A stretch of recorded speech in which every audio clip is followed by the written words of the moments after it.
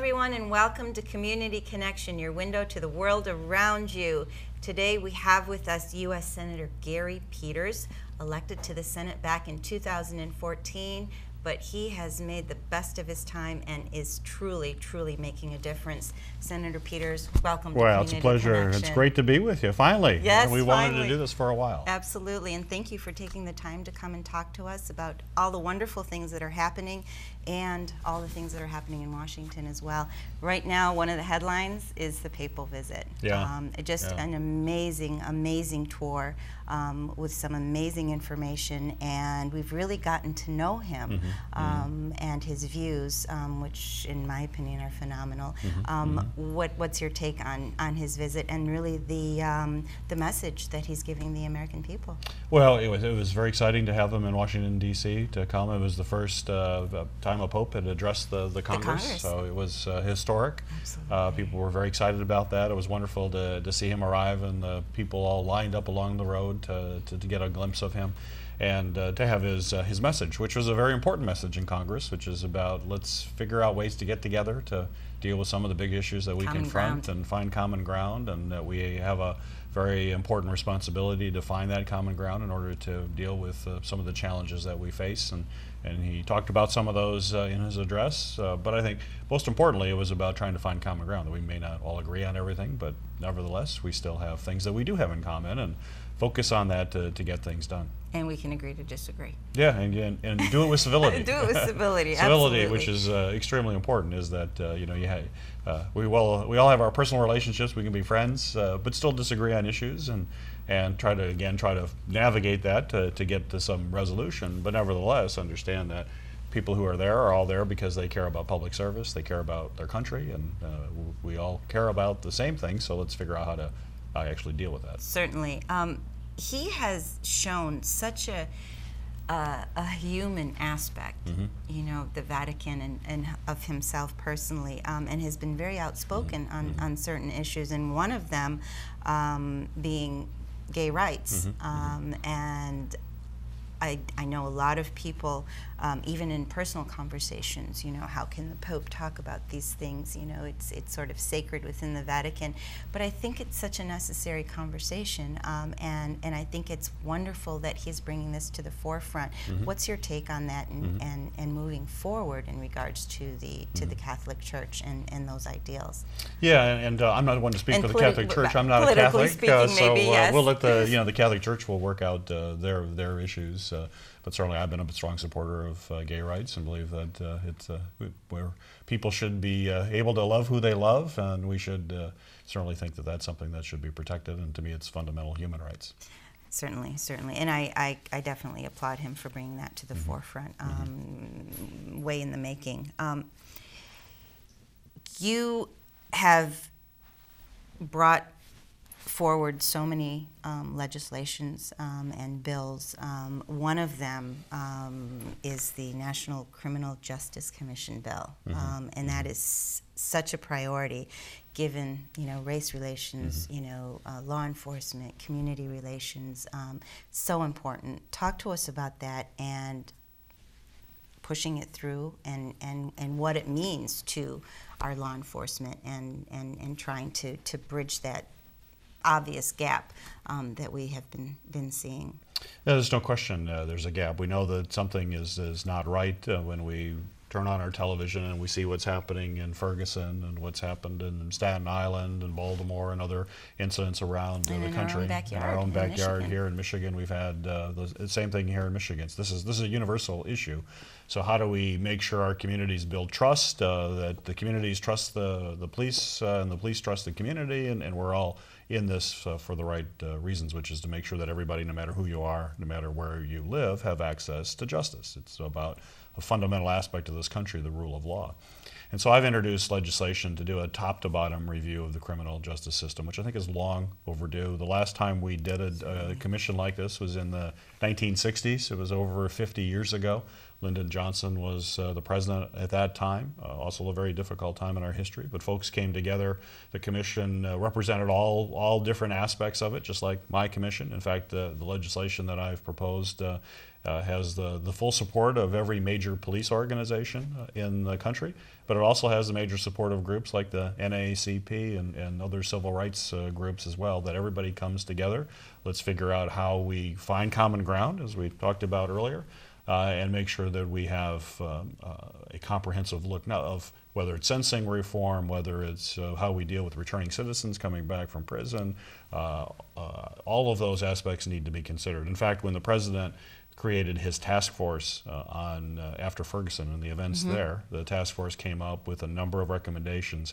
And their number one recommendation was that we need to have a comprehensive commission, not just look at police tactics, although that's certainly an important aspect of it, but that's just really a small aspect. We have to look comprehensively at prison reform and all sorts of issues related to criminal justice. And so that's what my commission does, is it basically takes that number one recommendation from that task force, says let's do it nationally. In addition to getting all the support from these major national groups that I mentioned, from police to civil rights groups, I also have strong bipartisan support right now, which I believe very strongly. I'm a Democrat, but I've got to work with Republicans. We all have to work together. It's about the issues. It's about the issue. It shouldn't be partisan. And so I have, I think we're at 23 co-sponsors now. 10 of those are Republicans, including senior Republicans, John Cornyn, who's the second ranking Republican in the leadership.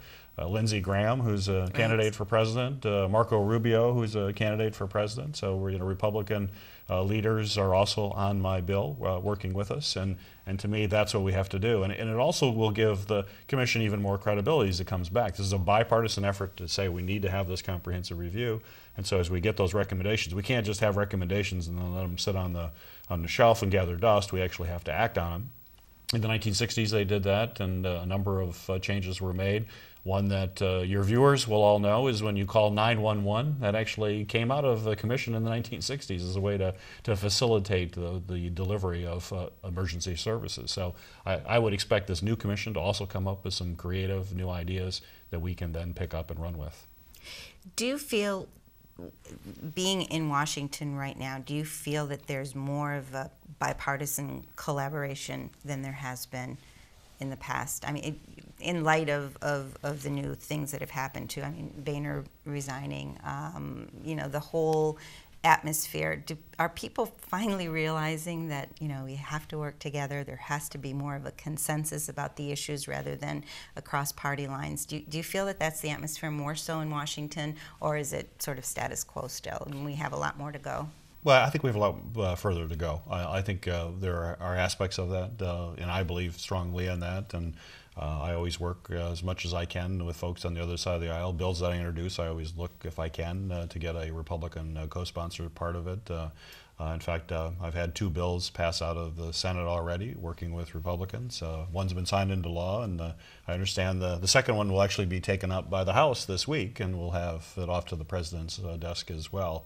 And if you look at in the Senate, and I come from the House, I spent 6 years in the House before being elected to the U.S. Senate. The House is still a difficult place, still very partisan, still very divided, which I think led to Speaker Boehner's resignation too. He had to deal with folks who are on the far right of his party, and he's, I would say, in my watching him and working with him, he was kind of an old school legislator, which is someone trying to find the common ground and bring people together. But there are a lot of folks in his Republican caucus that aren't interested in that at all, which makes it very, very difficult.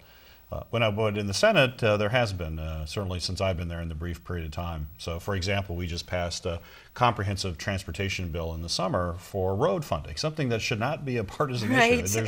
Everybody drives. There aren't Republican roads and Democratic roads. Right. They're just roads. And bridges and things. So in the Senate, we passed, in a bipartisan way, a 6-year transportation bill, which is long overdue, so we can put certainty in, and local governments and states and others can know we have a 6-year transportation plan to go forward.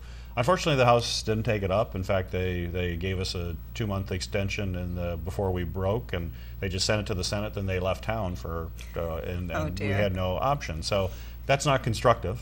So to answer your question, there is some of that going on. We did do this very tough bill in a bipartisan way. I've been able to get some bipartisan bills through, but we still have a long ways to go. So that's why we're hoping the Pope's message would resonate and last longer than just the day that he was there. So we will see in the weeks and months ahead. Well, I hope he did make an impact. Talking about roads, you are working on something that it totally is amazing in terms of technology, and I know that your interest lies heavily in research and technology. The driverless car, V2X technology is what it's called. Right. Talk to us about that. I mean, that's amazing. That would be something I would get into right away. Press a button, and I would be a happy camper. Oh, really? You'd love that? I'd love it. But talk to us. How prevalent is it, and how realistic is it within the next maybe 20, 30 years to see that on the roads? Well, I think it's very realistic, and it's going to be a lot shorter time than that. Really? It'll be less than 10 years. I mean, you're seeing them now, which is a little tough for me because I actually love to drive. So I'm into horsepower and torque and all those things of a car. This is going to change that, but it will revolutionize it. And our American auto companies are leaders. In fact, here in Michigan, and I want to make sure are they on board? That they are on board. This is technology. This is worldwide. It's going to be a race, and it's not just to the driverless cars. In the short run, it's about technologies that will allow our cars to talk to each other, vehicle to vehicle. They'll be connected with each other and with the infrastructure. And when they can talk to each other, the safety is really the major application for it. So if you start braking, your car is braking, it'll tell the car right behind you that I'm braking, you better brake too, and so you don't have rear-end collisions and other types of accidents. In fact, the National Highway Traffic Safety Board thinks that where we are heading with vehicle-to-vehicle, V2I, even before autonomous cars, is that we can eliminate probably 80% of all car crashes in this country. And when you think about it, we have 30,000 people die on our highways every year as a result of auto accidents. If we can eliminate 80% of those accidents, that's a big deal. And those lists are coming in the next few years, these technologies. And that's with something that I'm working. In fact, I just passed legislation in our transportation bill, the one that I just talked about. Hopefully it'll be taken up by the House. But it'll put sensors in the road as we're fixing the roads and filling the potholes and bridges. You also put sensors in the road. So there's the infrastructure. The infrastructure's there, and the sensors will talk to your car. So here in Michigan, for example, the bridge, if it's icing over, will tell your car, I have ice on this bridge. There's ice. Slow down. Take precautions. Where it could be black ice, you can't see it, but the bridge would actually communicate with your vehicle, which will have massive safety implications. But eventually you'll get to driverless cars too that'll drive themselves. And I was just recently at the grand opening for the test track at the University of Michigan. It's the premier place to test eventually self-driving vehicles, but also these safety applications. It's a 35-acre track. It has all the auto companies, insurance companies, the auto suppliers. And we have to just make sure Michigan continues to be the forefront of that, because that's where the future is. I had the opportunity probably about a year and a half ago to go out to California and drive, or I should say ride, in the driverless Google car. Google has a car that exists. Yeah, they have it. Okay, I did see a video, but I thought maybe. Yeah, no, it's real. It's real. I was in it, and we went on the highway, and the car drove itself down the highway, and we had a car kind of come over into our lane, which happens, and the car just, it adjusted to that very well, and then it took us off the off-ramp. Then when you get into the city traffic, it doesn't drive itself. It's a lot more complicated. But it works even though the communication is not with the other car. It can detect it by itself. Yeah, this is a different application. Part of the technology would be vehicle-to-vehicle would be part of it, but Google uses maps and cameras and other things for the vehicle to drive itself. So there'll be a lot of different technology. In addition to the vehicle, there'll be cameras and other types of applications for the vehicle to work. But if in fact, we had the director of the University of Michigan Institute before my committee, because I have oversight of this, and I asked him, I said, to your question, when are you actually going to see driverless cars that you don't have, that you just get in and you put in the address and it takes you there? And to see it on a fairly large scale, and he said he's very confident that you'll see that in less than 10 years. We will have that. And in fact, this test track, it's not just testing on the track. Over the next few years, we're going to have up to 20,000 test vehicles throughout southeast Michigan testing various aspects of safety, but also driverless cars. So we're going to see driverless cars around this area very soon. So would you have the option of the driverless car or the manual, or would it just be the driverless car? So that option is taken away. So that's an interesting question. I mean, those are some of the policy things. You put it in a driver's list, but unfortunately for us as human beings, the computer could probably do it better than we can. And so actually, if there's a human driving the car, if we get to the, we probably will eventually, if we get to the point where you have all these self-driving vehicles on the road, if you have a human being driving one, that's going to be the most dangerous car on the road. Right. Will be the one that the Right. human being is driving, as opposed to the system. So you could get to a point where, yeah, you can't drive, and there also may be places where that happens in the city, but it doesn't happen elsewhere. Or, you know, it's a lot of questions as to Yeah. how this will develop. So that's a thing. The technology seems to be advancing further than some of our public policy, because it also questions of insurance. Right. Who's responsible for an accident if you're in a driverless car? computer. You know, the computer, and who's liable? Their liability questions is really it's a pretty fascinating area, but it is going to be the future. Amazing. I mean, I'm trying to wrap my head around it, but I love the concept of the technology. But then you get into, and I don't want to drag this too much, but it is so amazing. But what about children? I mean, getting into the car and you know, because of course the quality of, you know, your driving skills sort of goes out the window, because you just have to press a button. So would children be able to transport themselves by Yeah, well, themselves? that's I mean, a great those are question. all kinds of things we'd you have to think about. we'd have to answer, yeah, especially when it's Absolutely. driverless. But before, I mean, when you talk about children, before we get to the point of driverless cars, the safety features are incredible, particularly when you're dealing with blind spots and the like. So when we were at the test track in the University of Michigan, they're also looking at people to protect pedestrians. So when you're carrying your phone, our phones have got so much information, our phones will transmit that the phone is on your person. A car will know there's a human being, so if I don't know if a child will have it, but a teenager will have their phone. If they run out in front of a car, the car will actually know there's somebody in front, and will brake and will be protective. I love motorcycles. I ride motorcycles, but the big danger is that people don't see you when you're on a motorcycle if you're in a blind spot. But motorcycles will be able to transmit to your car, and so your car will know that there's a motorcycle right next to you, and don't pull out in front. So there's really exciting applications that will save people's lives and eliminate accidents, which in the short run we should be very excited about. We can probably talk another hour about that, Oh, yeah. given the car industry. Especially in Michigan. Absolutely. I mean, it's just a huge topic, but very exciting things. You're also, and the legislations that you have brought during your tenure have really been of importance, and have impacted, you know, individuals, environment, you know, the whole 9 yards. There's another legislation that I wanted to talk to you about in regards to oil spills, and that has been such an environmental catastrophe, you know, within the past few years. And you are introducing legislation to try to deter those things happening within our state of Michigan, especially in Mackinac. So, what are you looking at, and you know, how are we addressing this? And also the big oil companies, how are they, you know, accepting this kind of legislation? Well, this it deals with protecting certainly our environment, our water, and in particular our Great Lakes. I mean, there isn't a resource that, next to our people, there isn't anything more important to Michigan than the Great Lakes. Right. It's an absolutely incredible resource. It's where a majority of fresh water exists in North America, and one of the largest bodies of fresh water in the world that we have to protect, particularly as the world gets thirstier and thirstier. And even here locally, 40 million people drink water out of the Great Lakes. So we have to make sure that they continue to be clean and protected. And an oil spill, of course, could be catastrophic. And those of us in Michigan, has been in the past. It has been, absolutely. We've seen it around the world, or in our country, and we had the largest, most expensive oil pipeline break in the history of our country just 5 years ago in the Kalamazoo River. Yes. That pipeline broke, and the last figures I've seen, we've spent over $1 billion cleaning up that pipeline break that existed for 17 hours before they realized it was leaking all over the place. And so I'm concerned about pipelines, and that's why we've introduced this legislation. Long-term effects. Long-term effects are devastating for it. And so as devastating as that was in the Kalamazoo River, and the billion-dollar cost and the long-term aspects that you mentioned, can you imagine what that would be in the Great Lakes? It would dwarf it. It would be catastrophic, absolutely.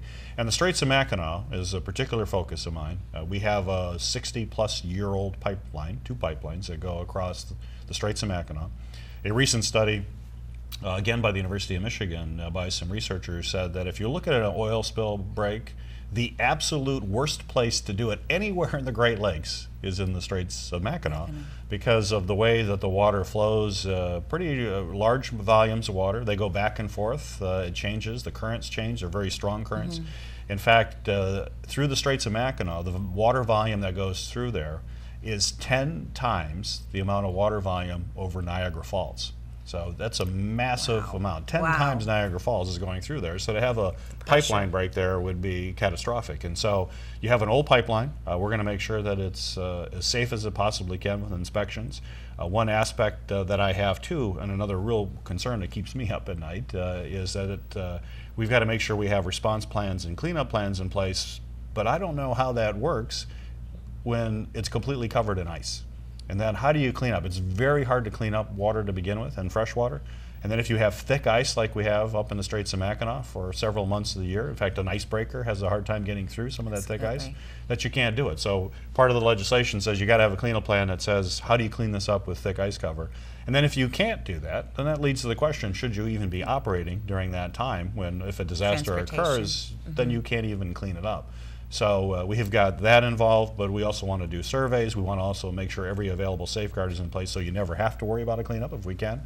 And also part of that legislation is that we ban the transport of crude oil on ships. Right now we don't do that in the Great Lakes, and it's always been considered too much of a risk to have a ship with oil, and if we have a break, just think Exxon Valdez disaster in Alaska and what happened there. That's what I think about. Can you imagine what would happen in the Great Lakes? But as crazy as it sounds, some people are now starting to talk about putting oil tankers on the Great Lakes to take some of the Canadian oil from the western parts of Canada. And we're saying no, we're not going to allow that. So let's put it in statute right now, because we probably have to have this battle sooner or later. I'd rather put it in statute right now so we don't have the battle, saying we're not going to allow big oil tankers to take crude oil on the Great Lakes. It's just too important for us. Too dangerous. Recreation from a resource, and the fact that 40 million people drink the water out of there, oil and water don't mix. And the other thing that's really quite scary is that we don't actually really know how to clean up oil and fresh water very well. There's no plan. There's really no, and there's not a lot of research on it. We're a lot better at cleaning up oil and salt water. In fact, in salt water, there are these little microorganisms that actually eat oil and will break it down, which helps the cleanup. Those organisms don't exist in fresh water. So it is a much more complicated task to clean up oil and fresh water than it is in salt water. Amazing. I mean, having those things in place is mandatory, and you'd be almost surprised that they are not already. So this legislation is extremely vital. You have traveled a while, and you've come back from Jordan. You visited a refugee camp, Zaatari refugee camp, where you witnessed the catastrophic humanitarian crisis that is happening there.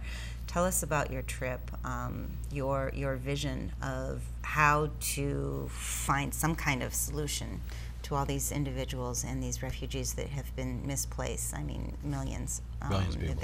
They're numbering in the millions, not thousands. What do we do with that, and what are we as a country doing to address that humanitarian catastrophe, basically? Well, it is. It's of huge proportions that we haven't seen in a long, long time.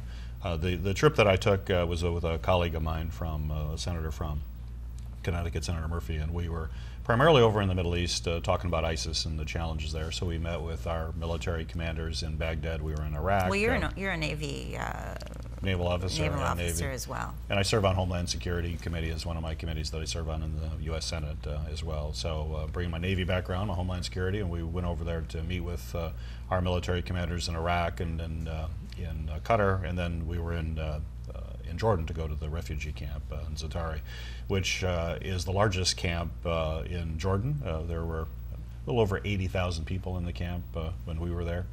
Folks are living there. They don't are in tents. They're living in kind of trailers, manufactured housing. But to say that sounds nicer than what they really are.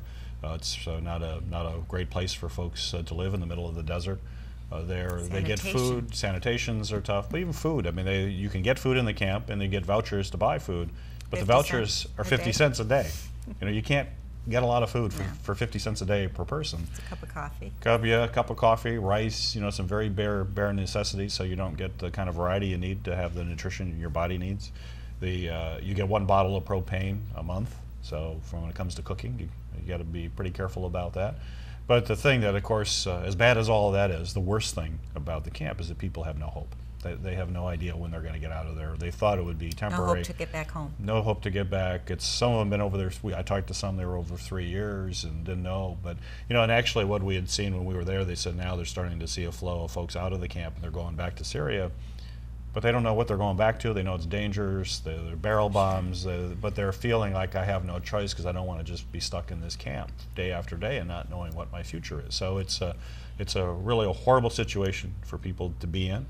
We have to deal with it. The best way to deal with it is to stabilize the situation in Syria. We need ultimately a political solution. The military will be engaged, but you got to have a political solution so folks can go home. And that was the important thing. As I talked to a number of the folks there, the refugees who were there, and they said, I don't want to. They didn't want to go to the United States. They didn't want to go to Europe. They just want to go home. That's all they want to do is go home. Now that home is not there for them, so then they need to look at other options. What's your take on the Russian influence and presence in Syria? Do you feel like this may be a stabilizing factor at this point?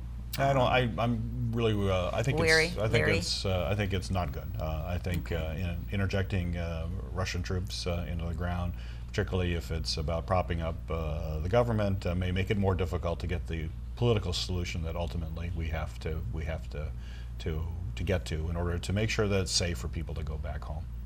Well, I know there's going to be an influx of Syrian refugees coming into this country as well, and and we are giving aid, but I almost think that's a Band-Aid. Mm-hmm. So there has to be something on the ground, mm-hmm. There. ISIS.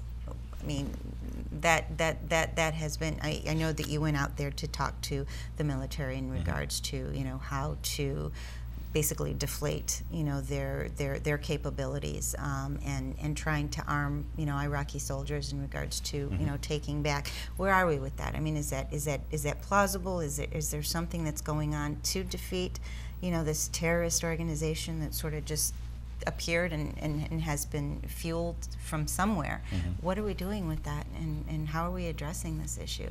Well, there's two aspects: the military aspect and then the political aspect.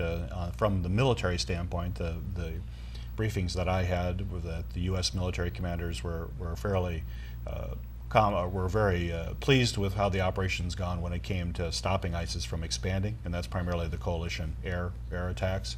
And so we were there, met with the U.S. Air Force and other folks related to those campaigns, as well as other countries that are involved. It's not just the United States, other countries. And that has been successful. It's difficult for ISIS to move, and if they congregate to try to take new territory, the air power is very significant. The problem would be trying to take back some of that land. Then you need people on the ground, and it's not going to be U.S. forces. I wouldn't support that, but it needs to be Iraqi forces who are being trained and are getting to the point, according to the information I got from our U.S.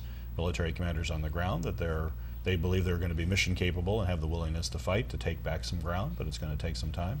The situation in Syria is more problematic, where we don't really have an army like you have in Iraq, mm-hmm. an Iraqi army that can go after ISIS. So there has been training, but the training has not gone nowhere near where we thought where it needs to be. So that's a serious problem that needs to be addressed.